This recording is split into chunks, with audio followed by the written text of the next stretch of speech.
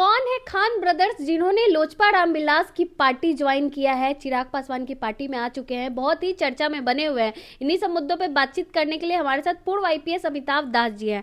Sir, कौन है Khan brothers, क्यों इतने चर्चा में बने हुए हैं? देखिए, परसों यानी 15 जनवरी को सीवान के खान बंधु हैं, वो चिराग पासवान की पार्टी में शामिल हो गए हैं लोजपा रामविलास में। ये खान बंधु के नाम है अयूब खान और रईस खान, और दोनों सीवान के खूंखार अपराधी हैं।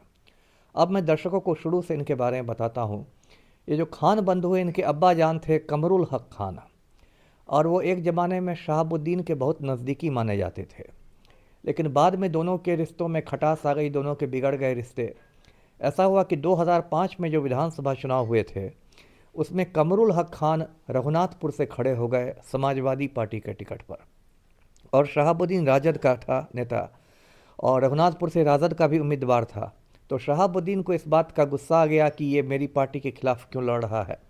तो शहाबुद्दीन ने कमरुल हक खान को किडनैप करवा लिया, अपहरण करा लिया, और उसके बाद उसके साथ मारपीट की गई, गाली गलौज किया गया। बहुत मुश्किल से जान बचा के भागा कमरुल हक।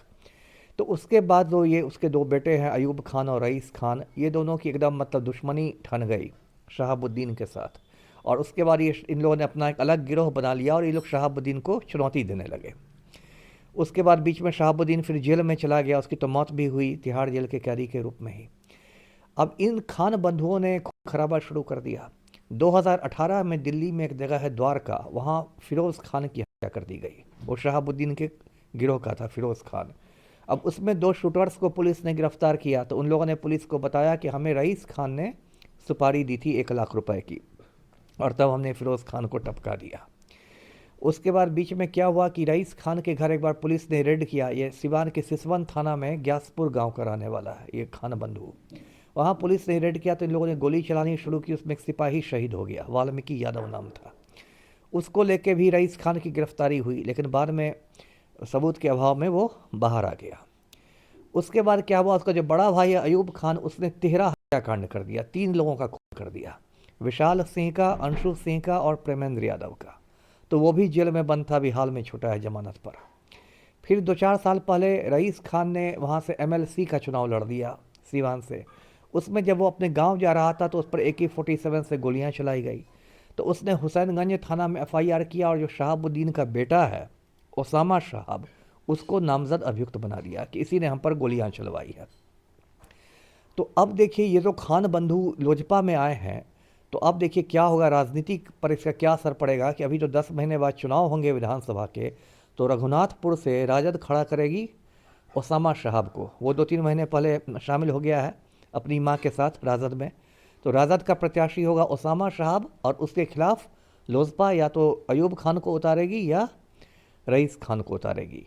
तो सिवान वाले मतलब और कुछ खून खराबा के लिए तैयार हो जाएं, क्योंकि इससे मतलब वहाँ तो गैंगवार चल ही रहा था, अब गैंगवार में एक घी पड़ने का काम हो गया है। आग में घी डाल दिया गया है, तो अभी वहाँ और खून खराबा होगा जी। मतलब ऐसे अपराधी छवि के इंसान को जो है चिराग पासवान अपनी पार्टी में शामिल बहुत करवा रहे बहुत हैं। दुर्भाग्य की बात है। इससे पता चलता है चिराग पासवान कितना बड़ा पखंडी नेता है। वो बोलते हैं बिहार फर्स्ट, बिहारी फर्स्ट, है ना, और राजनीति में होता है क्रिमिनल फर्स्ट, है ना।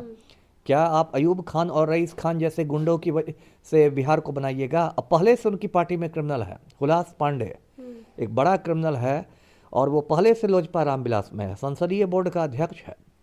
और चिराग पासवान के जो पूज्य पिताजी थे रामविलास पासवान, उनका भी यही हाल था, वो भी अपराधियों को लेते थे। उनके साथ सूरज भान था, और वो कहते थे कि ये तो बहुत बड़े समाज सेवी हैं, ये हाल था। तो ये बहुत दुर्भाग्य की बात है बिहार में। अब देखिए, जो मुख्यमंत्री हैं हमारे पलटू राम, वो पहले ही अनंत सिंह के गिरोह में शामिल हो गए हैं। अब जो केंद्रीय मंत्री हैं चिराग पासवान, जो अपने को बहुत युवा चेहरा दिखाते हैं और क्या क्या दिखाते हैं, भावी मुख्यमंत्री बन के घूमते हैं, वो खान बंधुओं के गिरोह में शामिल हो गए। तो ऐसा लगता है कि बिहार में एक होड़ मच गई है राजनीतिक दलों में कि हम बड़े क्रिमिनल को लेंगे तो हम बड़े क्रिमिनल को फायदा लेंगे। क्या होता है सर क्रिमिनल को लेकर? अब फ़ायदा ये होता है कि देखिए, बिहार का आम मतदाता भी सड़ चुका है। बिहार में लोग क्या करते हैं, अपनी जाति के नाम पर, धर्म के नाम पर लोग गुंडे मवालियों को भी हीरो बना देते हैं। जैसे मैंने पढ़े लिखे भूमिहारों को देखा है अनंत सिंह की दलाली करते हुए। मैंने पढ़े लिखे राजपूतों को देखा है आनंद मोहन की दलाली करते हैं। मैंने पढ़े लिखे मुसलमानों को देखा है शहाबुद्दीन की दलाली करते हैं। तो ये लोग चुनाव लड़ेंगे तो फिर पब्लिक भी लाइन में लग के वोट दे देती है, यही फायदा इनको है। लेकिन इस फायदे के चक्कर में बिहार रसातल में जा रहा है। सिवान का लेकिन जो सीट है रघुनाथपुर, वो हॉट सीट माना जाएगा इस अब तो हॉट क्या, अब तो वेरी हॉट हो गया है। वेरी हॉट हो गया है। किसका पलड़ा भारी होगा, सामा साहब का या खान ब्रदर्स अभी का? तो कहना बहुत जल्दबाजी होगी, अभी 10 महीने में बहुत परिदृश्य बदलेगा, बहुत घटना चक्र होंगे। लेकिन अभी जो आज की तारीख में तो लग रहा है कि एकदम कांटे की टक्कर वाला लग रहा है। बीजेपी के एक नेता है, वो भी ट्वीट करके इस पे आपत्ति जताया है कि खैर चिराग पासवान भाजपा वाले क्या ट्वीट करेंगे, भाजपा वालों को अपने गिरेबान में देखना चाहिए। ये भाजपा का नेता है सुनील पांडे, इसका बेटा भाजपा का विधायक है तरारी से विशाल प्रशांत। सुनील पांडे को दिलीप जायसवाल ने अभी धूमधाम से शामिल किया है, और देखिए ये हाथ में AK-47 राइफल लिया हुआ है। भाजपा वाले तो इसलिए ट्वीट कर रहे हैं क्योंकि खान ब्रदर्स मुसलमान है ना, इसलिए इन लोग का ट्वीट शुरू हो गया है। अच्छा, मुसलमान है इसीलिए? हाँ, इसलिए क्योंकि भाजपा तो मुस्लिम विरोध की राजनीति करती है, इसलिए इनका ट्वीट शुरू हो गया, ट्वीट खेलने लगे हैं। और सुनील पांडे पर क्या कहेंगे, है ना, ये तो चलनी दूसरे सूप का वाला मामला है कि जो 72 छेद वाली चलनी क्या सूप को दूसरे। आपकी पार्टी में सुनील पांडे जैसा खुखार क्रिमिनल वरिष्ठ राम भक्त बना हुआ है, तो भाजपाइयों को पहले अपने गिरेबान में झांक के देखना चाहिए। जी हाँ, आखिरी सवाल लेंगे सर।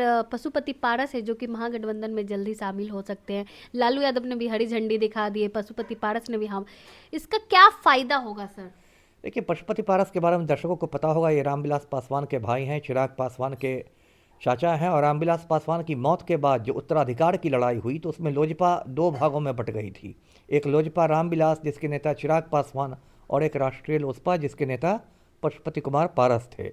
और इन्होंने पिछली बार जो 5 सांसद चुने गए थे उसमें 4 को तोड़ के ये चले गए थे मोदी के साथ, और केंद्रीय मंत्री भी बन गए थे। लेकिन बाद में भतीजा ने चिराग पासवान ने इनकी हालत काफ़ी पतली कर दी, और इस बार तो इनको एक भी सीट नहीं मिला, और केंद्रीय मंत्री का पद भी चला गया। ये राज्यपाल के लिए भी लाट टपका रहे थे कि कहीं का गवर्नर बन जाएंगे, वो भी नहीं बना। तो अब ये बिल्कुल एनडीए में बिल्कुल ये हाशिए पर आ गए थे। एनडीए में इनकी कोई पूछ नहीं थी, और चिराग पासवान बुरी तरह हावी हो गया था इन पर।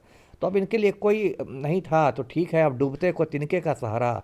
तो पशुपति कुमार पारस डूब रहे हैं, तो चलो लालटेन ही पकड़ लो, लालू ही के साथ आ जाओ। जी चलिए, बहुत बहुत धन्यवाद सर। अब देखना ये होगा खान ब्रदर्स के लोजपा रामविलास पार्टी ज्वाइन करने का क्या कुछ असर पड़ता है बिहार विधानसभा के चुनाव पे। आपने सुना पूर्व IPS अमिताभ दास जी ने क्या कुछ कहा। बाकी आप अपनी राय कमेंट बॉक्स में जरूर दें। धन्यवाद।